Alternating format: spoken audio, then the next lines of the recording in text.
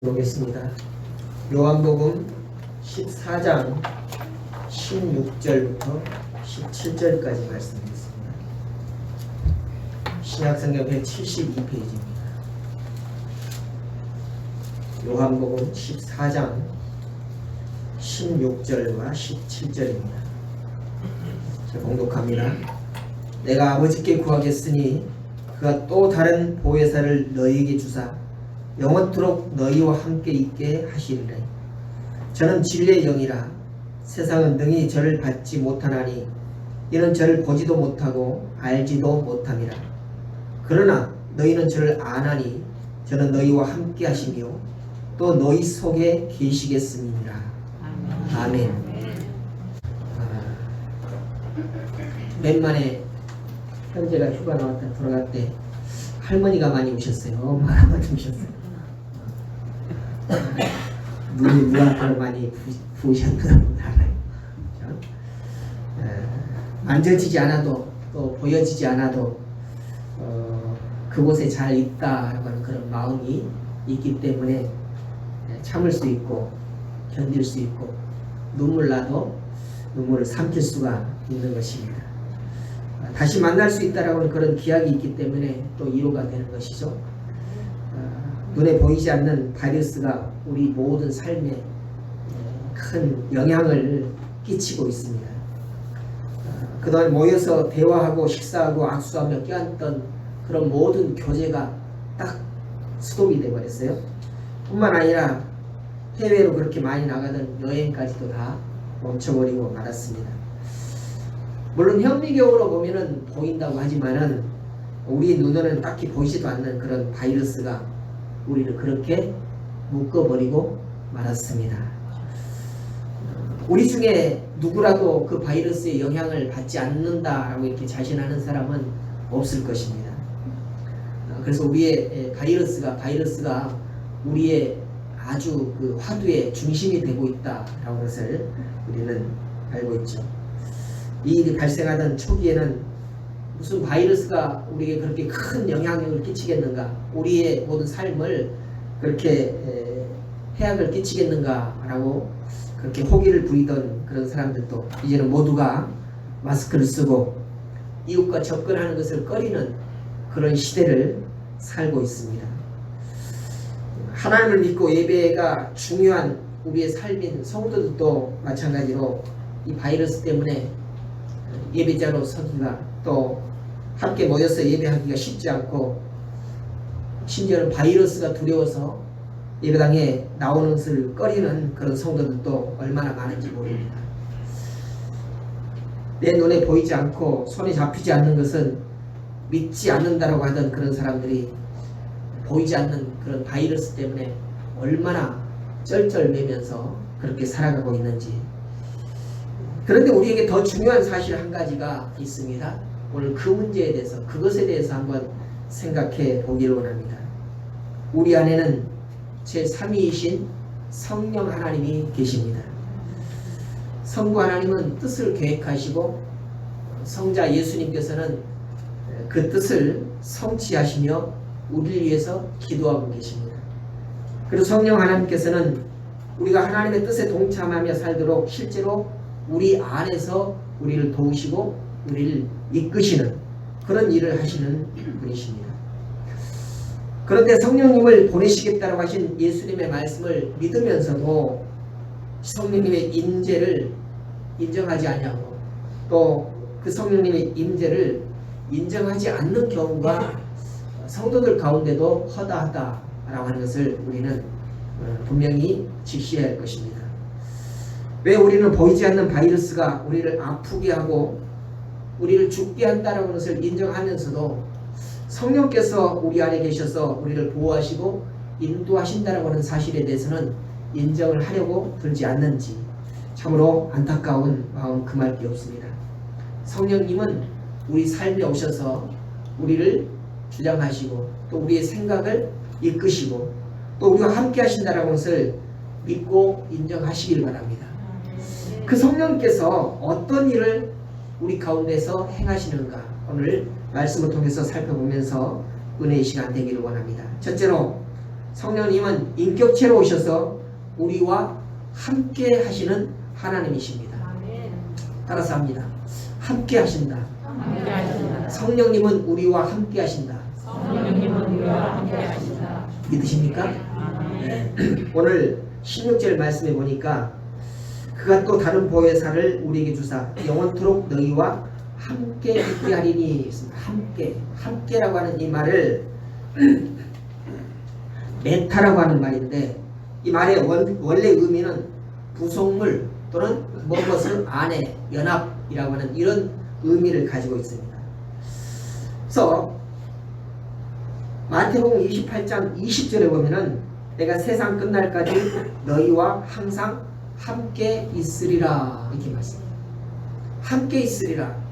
우리 안에 계시겠다라고 하는 것입니다. 마치 우리의 부속물처럼 그렇게 우리와 늘 떨어지지 아니하고 그렇게 살아가시겠다라고 이렇게 말씀하신 거죠. 우리는 성령에 대해서 오해를 하는 경우가 있습니다. 마치 어떤 기운이나 능력 또는 은사 정도로 이해를 하는 경우가 있어요. 그러나 성령님은 하나님이십니다. 그리고 성령님은 인격적인 분이시다는 거죠. 우리가 인격을 가지고 있는 것처럼 생각을 하시고 또 느끼시고 동감하시고 감정을 가지고 그런 모든 것들을 다 행하시는 그런 분이시다는 것을 우리는 알아야 할 것입니다. 성경을 보면은 성령께서 슬퍼하시고 탄식하시고 심지어는 질투하시기까지 합니다. 또 하나님의 자녀된 우리를 바라보시면서 기뻐하시고 감탄하시고 우리를 사랑스러운 그런 눈길로 보시면서 정말로 눈에 넣어도 아깝지 않겠다라고 하는 그런 마음을 표출하시는 그런 성령님을 우리는 보게 되는 것입니다.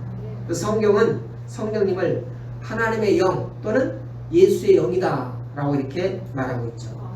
그래서 우리가 예수님을 믿을 때에 성령님을 통해서 예수님께서 우리 안에 계시겠다라고 하는 그런 말씀인 것입니다.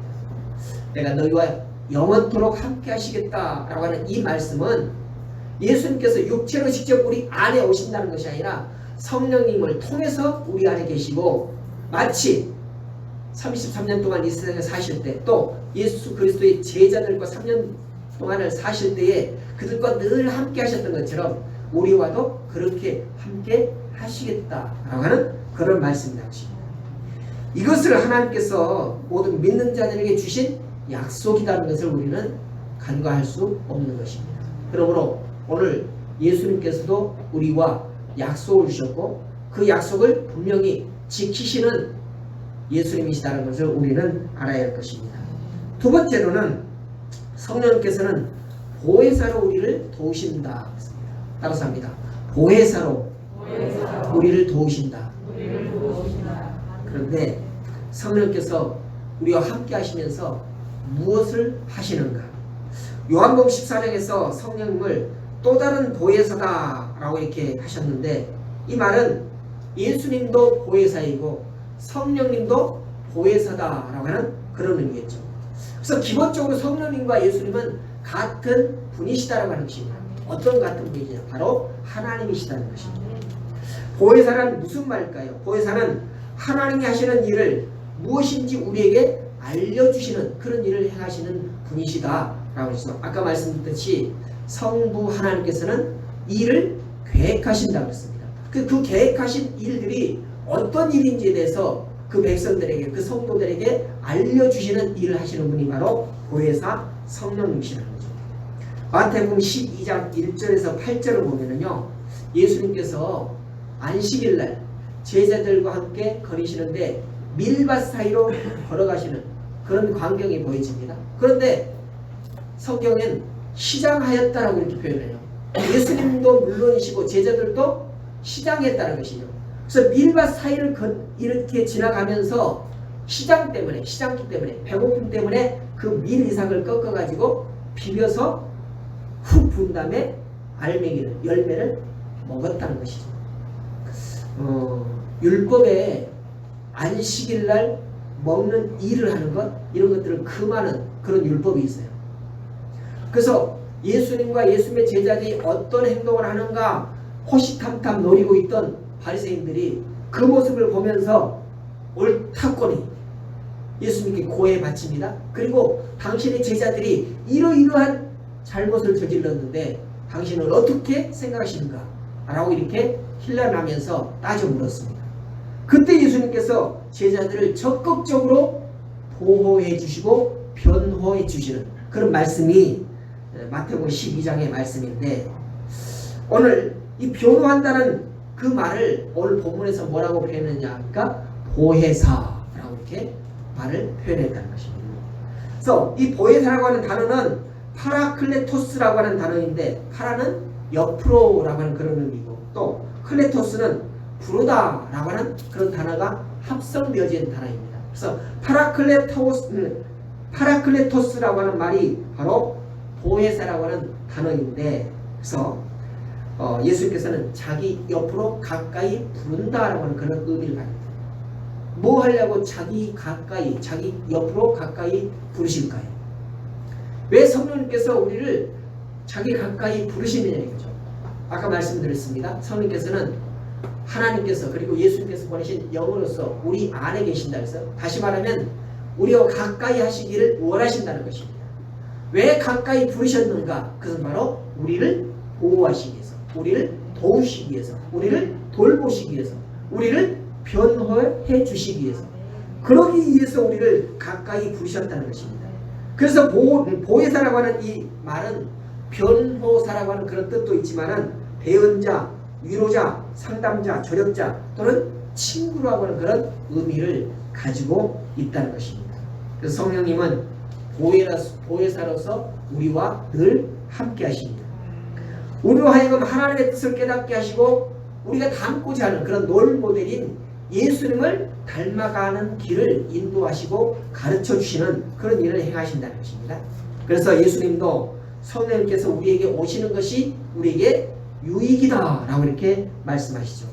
요한복음 16장 7절을 보니까 실상을 말하노니 내가 떠나가는 것이 너에게 유익이라. 내가 떠나가지 아니하면 보혜사가 너에게로 오시지 아니할 것이고 내가 그를 너에게 보내리니. 그러면서 예수님께서 제자들과 또 많은 성도들을 떠나야만 성령님께서 오신다라고 이렇게 말씀을 하십니다. 그래서 그 성령님이 우리에게 오셔야만 우리가 유익하다는 것이죠.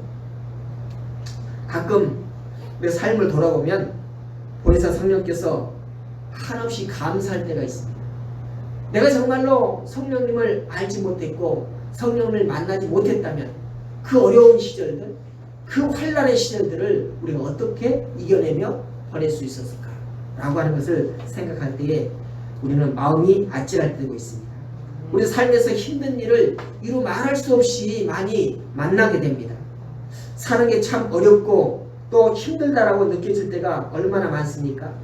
그럴 때마다 내 안에 계시는 그 성령님께서 우리 힘을 되시고 우리를 도와주신 때문에 우리는 다시금 하나님께로 나아갈 수 있고 앞으로 전진할 수 있다라고 하십니다.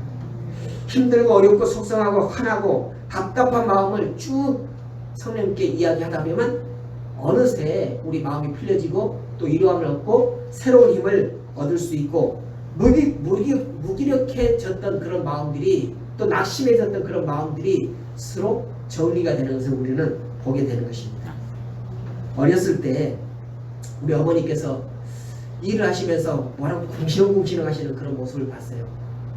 자세히 들어보니까 누구에게 막 고자질을 하는 것처럼 그렇게 들려져요. 그래서 제가 어머니 누구에게 그렇게 말씀하세요?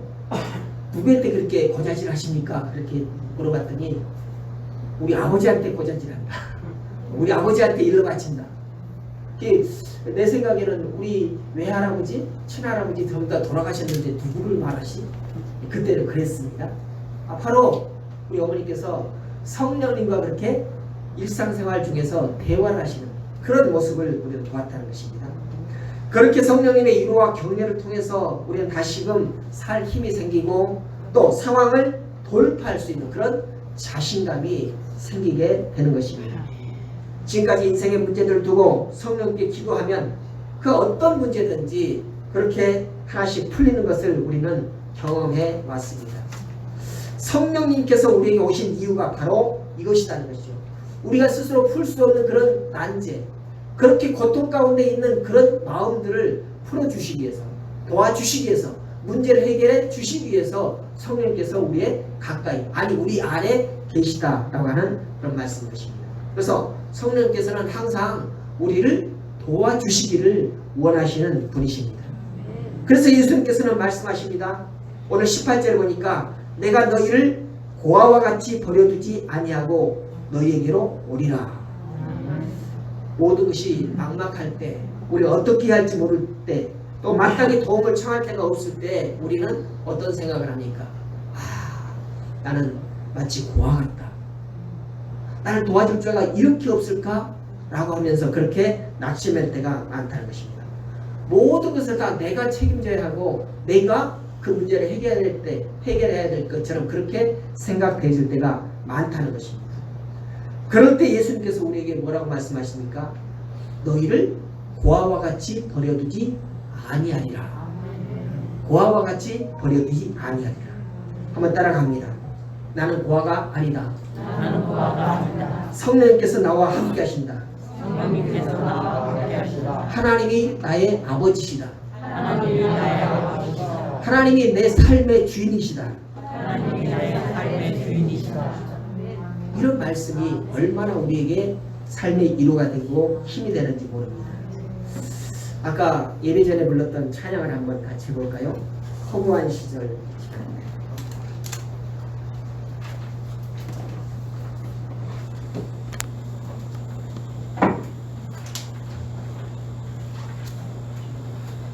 말씀을 깊이 생각하면서 한번 해보겠습니다.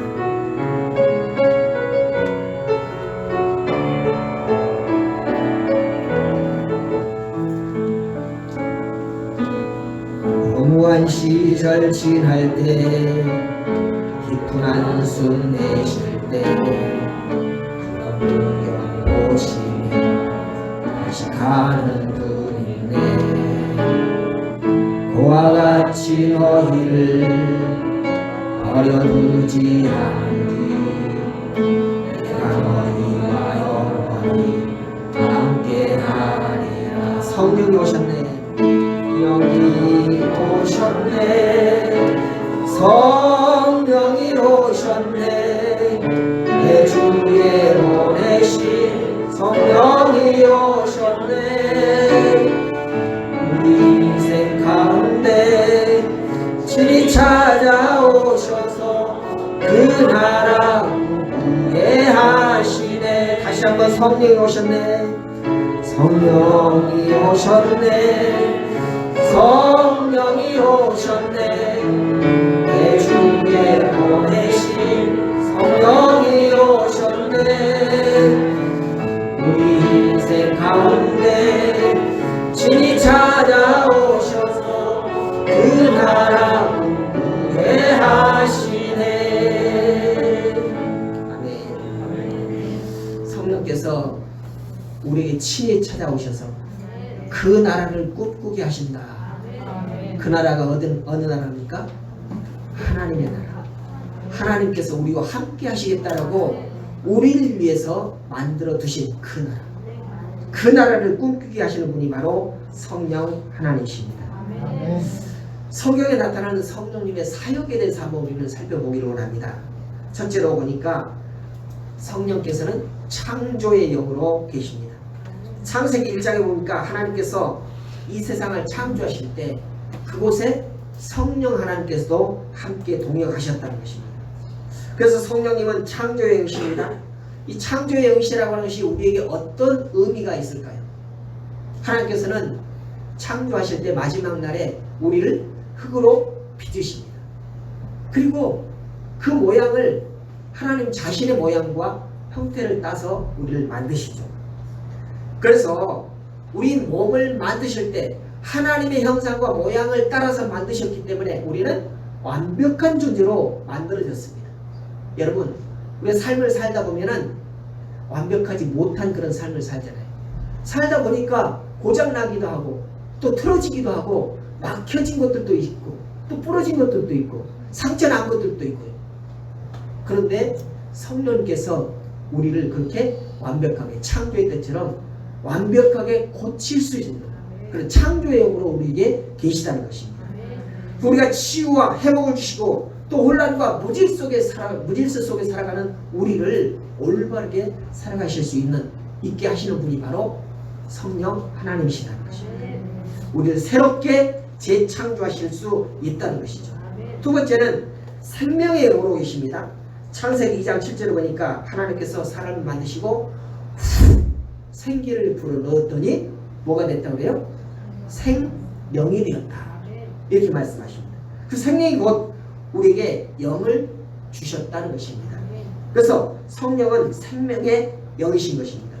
그래서 성령으로 충만해지면은 우리는 다시금 생기가 돌고 힘이 나고 새로운 돌파력을 가질 수 있다는 것이죠.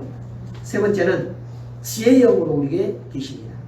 성령님은 오늘 본문에 보니까 지혜의 영이시다 라고 17절에 말씀하죠. 하나님께서는 누구에게인가 이 일을 맡기실 때 하나님의 영으로 감동을 주셔서 그 일을 행하게 하십니다. 디모데후서 3장 16절 17절에 보니까 모든 성경은 하나님의 감동으로 된 것으로 교훈과 책망과 바르게 함과 의로 교육하기에 유익하니 이는 하나님의 사람으로 온전케 하며 모든 선한 일을 행하기에 온전케 하려 함이니라. 이렇게 말씀했어요. 그래서 성령께서는 성경을 통해서 우리가 그 말씀을 듣고 감동하게 하고 그 감동을 통하여서 하나님이 행하신 일들을 우리가 행할 수 있도록 그렇게 하신다는 것입니다. 그래서 누군가에게는 그 지혜가 리더십으로 나타나고 누구인가는 예술성으로 나타나게 되어진다는 것입니다. 다윗과 솔로몬이 그랬습니다. 또 성막을 들 때 올리압과 부살렐이 그렇게 행하였다는 것입니다. 그 모든 것들이 다 하나님께서 주시는 그런 지혜의 영으로 할 수 있었다는 거죠. 네 번째는 자유의 영입니다. 성령님은 우리를 자유하게 하시는 그런 영으로 우리에게 계십니다. 예수님도 주의 성령이 내게 임하셨으니 갇힌 자, 억눌린 자를 자유케 하신다라고 이렇게 말씀하십니다. 또 고린도후서에 보니까 주의 영이 계신 곳에는 자유가 있느니라. 주의 영이 계신 곳에는 자유가 있다고 말씀하십니다. 그러므로 우리 가운데 하나님의 영이신 성령께 계시다면 우리는 그로 인하여서 자유할 수 있다는 것입니다. 다섯 번째 보니까 진리의 영이다. 오늘 본문 17절이겠죠. 성령님은 진리의 영이십니다.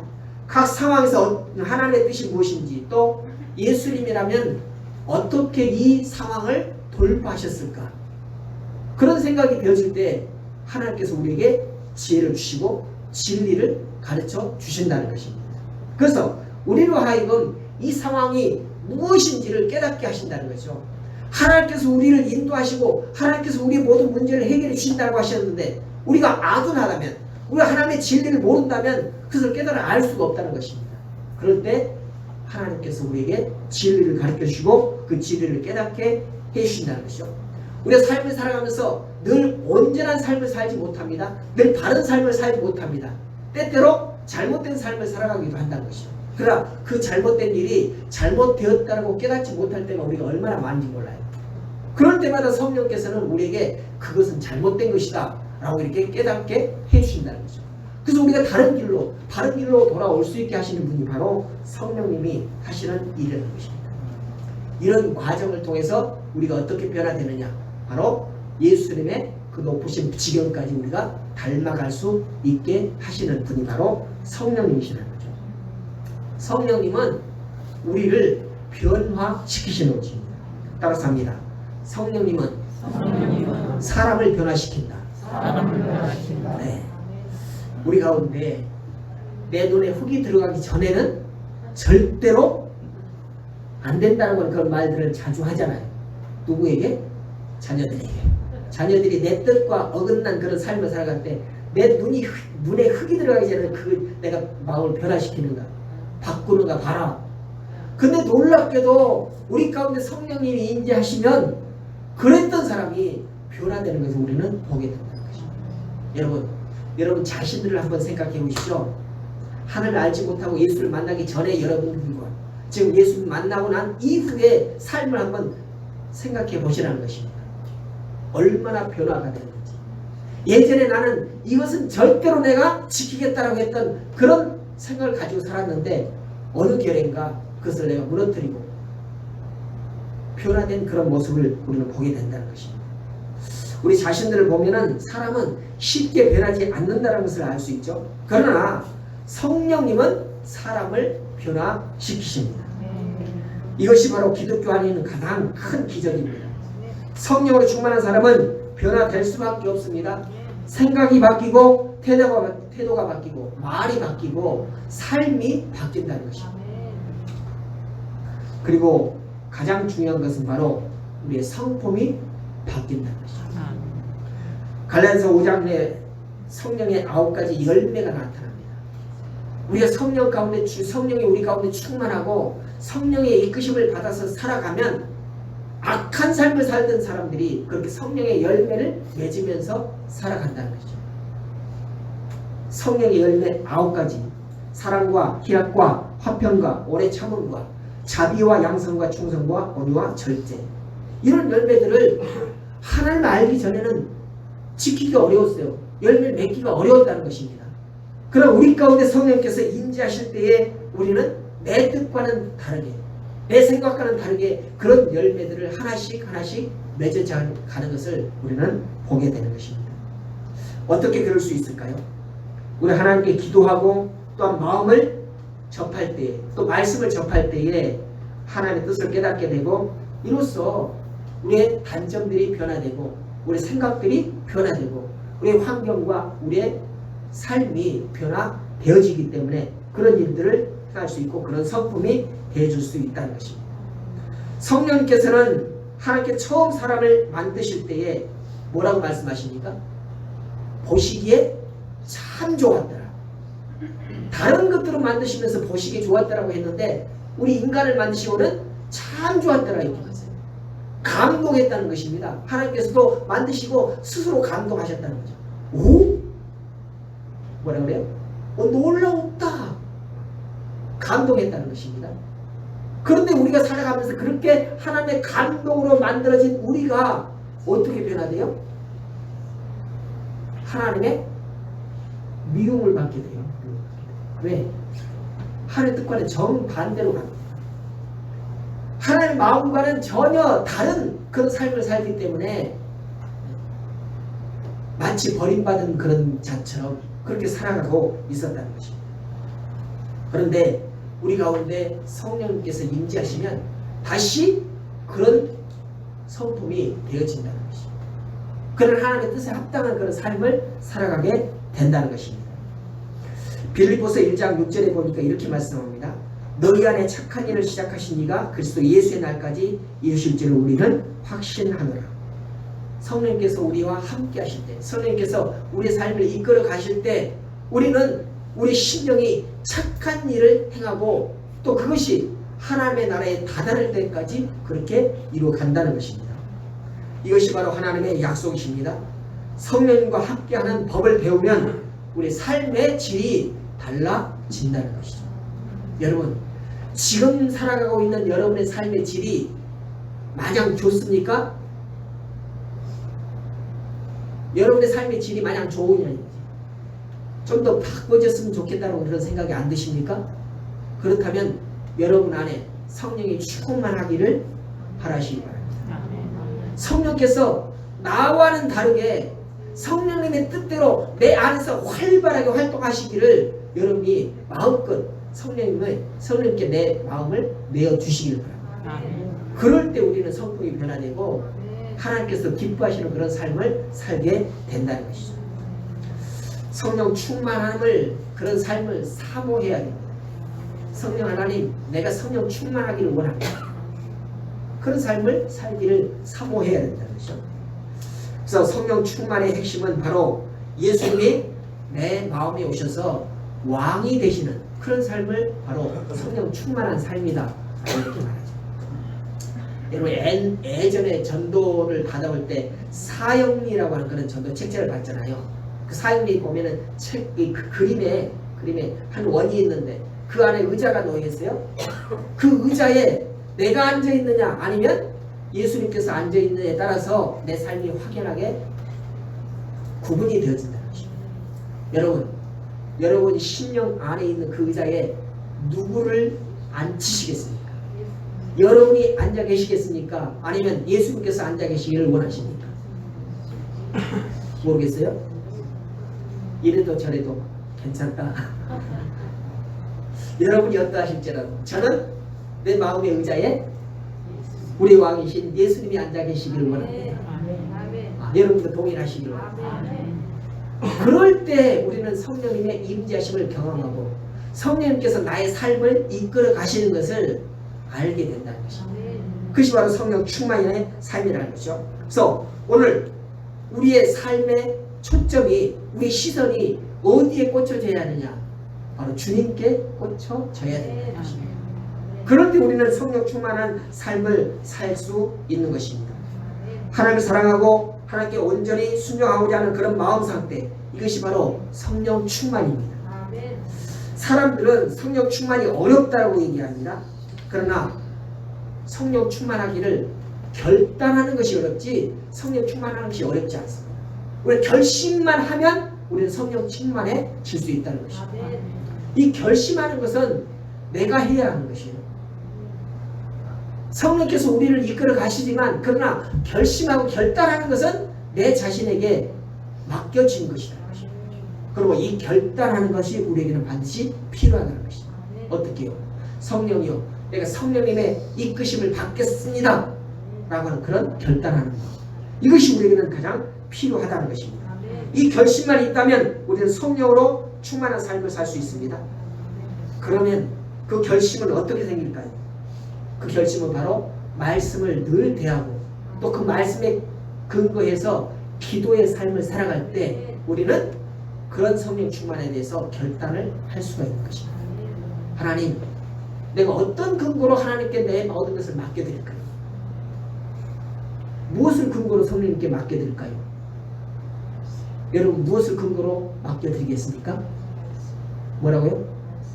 네, 하나님의 말씀에 근거해서, 말씀에 근거해서 하나님께, 성령님께 맡겨드리고 그것을 위하여서 우리는 기도하는 삶, 그렇게 할 때에 우리는 성령 충만의 삶을 살아갈 수 있다는 것입니다.